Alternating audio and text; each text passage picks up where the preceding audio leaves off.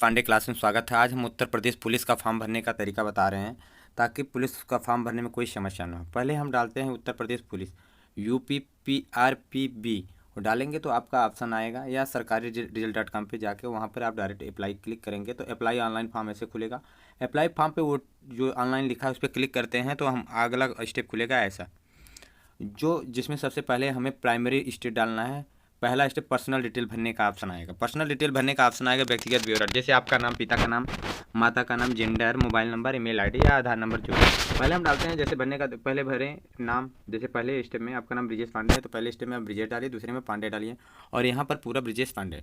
अगर आप जैसे आपका ब्रिजेश कुमार पांडे हो गया तो पहले ब्रिजेश कुमार दोनों एक में डालना है स्पेस करके, उसके बाद लास्ट में पांडे डालना है। तो यहाँ पर ब्रिजेश कुमार पांडे पूरा लिखना है, अपने आप नहीं आएगा, लिखना पड़ेगा।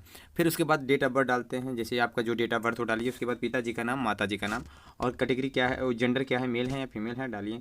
मोबाइल नंबर डालते हैं नॉर्मली, उसे आधार नंबर इंपॉर्टेंट नहीं है, जरूरी नहीं है, ऑप्शनल है। अगर भरना चाहते हैं भरें, ना हो तो ना भरें।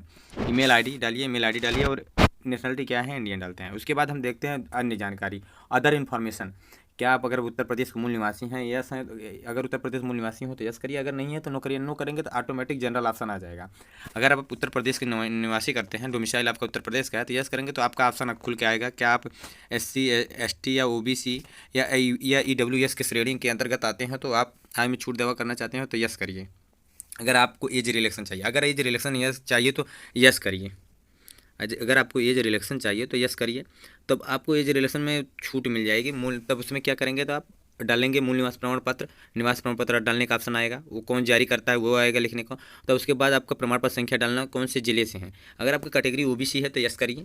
उस यस करेंगे तो अगला स्टेप आएगा जात प्रमाण पत्र डालने के। जात प्रमाण पत्र जारी कौन करता है, तहसीलदार जात प्रमाण पत्र जारी करता है, और जो निवास प्रमाण पत्र होता है उप जिलाधिकारी जारी करते हैं। आगे भर के प्रमाण पत्र संख्या, आवेदन संख्या भरते हैं। तब ऑप्शन आता है क्या आप स्वतंत्रता सेनानी के हैं, अगर यह हों तो यस करिए, अगर नहीं है तो नो करिए। आप क्या उत्तर प्रदेश के सरकार के कर्मचारी और आपके पास आवश्यक प्रमाण पत्र हो तो यस करें या नो करें।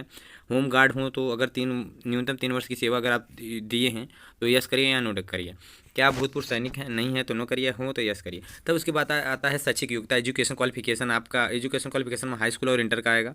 हाई स्कूल किस बोर्ड से हैं, UP board, CBSE board, other board जो बोर्ड हो डालिए। उसके बाद मंथ और ईयर डालना है, पास डालना है। फिर रोल नंबर और फिर प्रमाण पत्र या सर्टिफिकेट नंबर हो तो चाहे अंक प्रमाण पत्र जो हो उसमें डाल दे, जो मार्कशीट में है आपके। हाई स्कूल का और इंटर का भरने के बाद आप आगे बढ़ते हैं। अधिमानी अर्हताएँ, आपको क्वालिफिकेशन अदर जैसे कुछ हो, जैसे अगर O लेवल हो तो O लेवल डालें। अगर आप न्यूनतम प्रादेशिक अवधिक सेना में, अगर आप प्रादेशिक सेना में कार्य किए हैं जो टेरिटोरियल वाले होते हैं वो भी ऑप्शन है। अगर आप NCC वगैरह किए हैं वो भी डाल सकते हैं। नेक्स्ट बढ़ते हैं, हम देखते हैं। तब आता है एड्रेस, आपका पहचान पता डालने का, जैसे आपका विलेज, पोस्ट, थाना, डिस्ट्रिक्ट जो हो उत्तर प्रदेश वगैरह जो हो आपका एड्रेस डालें। एड्रेस डालने के बाद आपका आएगा, डालने के बाद आपका आ जाएगा रजिस्ट्रेशन।